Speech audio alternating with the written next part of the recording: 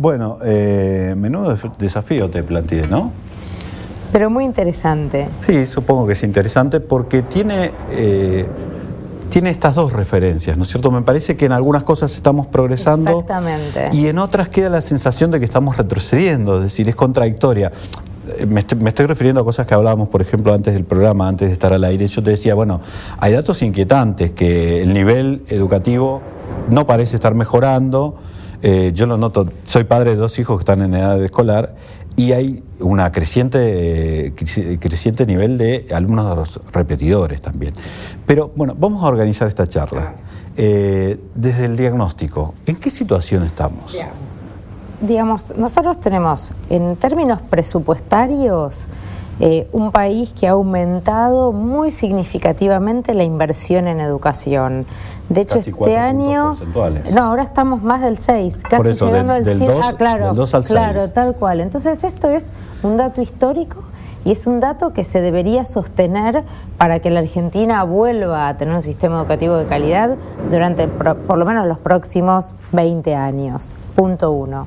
Y después hay 2 grandes variables ya para analizar. Con el vuelva ya marcaste que alguna vez lo tuvimos.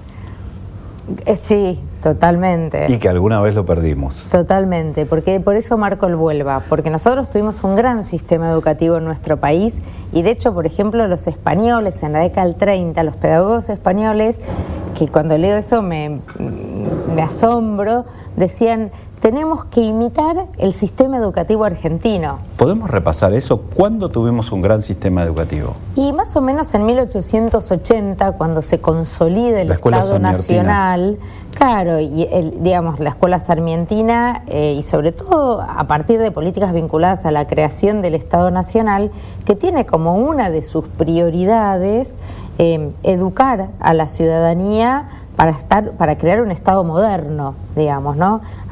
Teníamos que tener para un país agroexportador un Estado moderno con ciudadanos que sepan por lo menos leer y escribir. Y ahí se empiezan a hacer políticas muy activas de creación de escuelas y maestros. Por ejemplo, un dato muy interesante, según el censo de 1869, había más de un 70% de población analfabeta. En 1914, muy pocos años después, o sea, en términos educativos son pocos años 30 después. 30 y pico de años después. Claro, se había reducido el analfabetismo al 34%. Entonces, realmente hubo políticas muy agresivas en favor de una escuela primaria para todos. Se sancionó la Ley de Educación Común, la de 1884, la 1420, de educación laica, gratuita y obligatoria. En fin, se hicieron políticas muy interesantes. ¿Cuándo empezamos a perder ese sistema?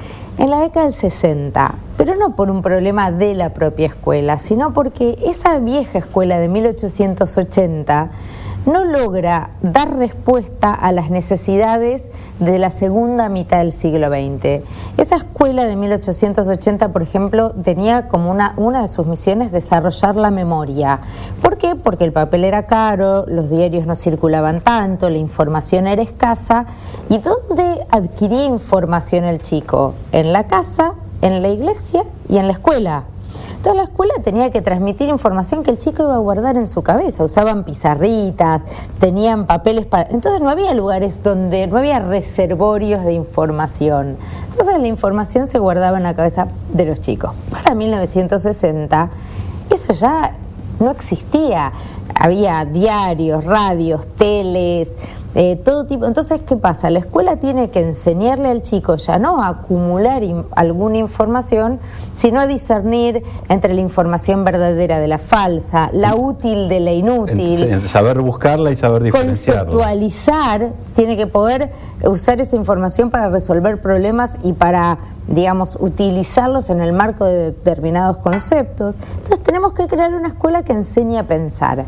Esa escuela que enseña a pensar tiene características determinadas. No puede ser una escuela verticalista, burocratizada, jerarquista, porque el chico aprende de lo que el profesor le enseña, pero aprende de lo que imita.